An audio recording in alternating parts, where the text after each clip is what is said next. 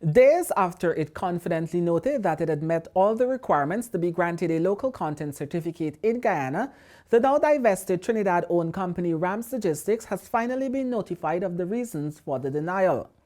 Moments after it received the correspondence from the Local Content Secretariat on Monday, the company backed down from a previously held position that it might have been discriminated against. Instead, in a short statement, the company acknowledged its shortcomings and said it was taking steps to remedy those, saying it found the reasons to be nothing short of reasonable documentation requests that its lawyers are already working on submitting.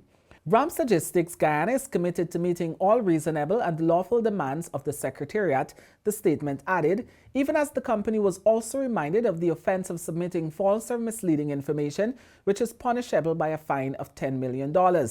Among its failure to meet the requirements as set out in the law is to attain the 51% Guyanese ownership.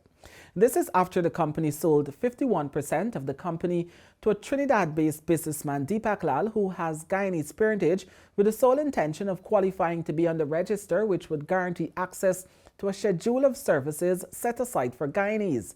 In addition to the 51% ownership, the law also stipulates that Guyanese nationals must hold at least 75% of executive and senior management positions and at least 90% of non-managerial and other positions. The Secretariat said Rams Logistics failed to establish this based on documents it submitted. The company reportedly submitted its articles of incorporation without the schedule and share transfer restrictions, and no amended articles of incorporation nor the corresponding resolution were submitted to the Secretariat, which authorized the increase in the total number of shares Rams Logistics is authorized to issue. As a result, Rams Logistics does not qualify for the 51% beneficial ownership required under the Act, the letter noted.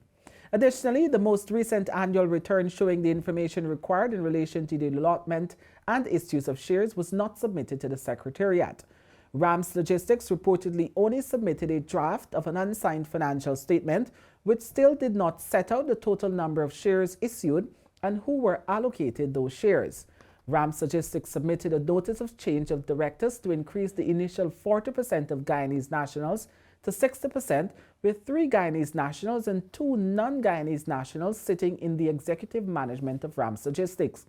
These changes still did not meet the required 75% as stipulated in Section 2 of the Act. Several other reasons were preferred in the letter by Pratab, who said as a consequence of the review and based upon the foregoing observations, the application of Rams Logistics was refused.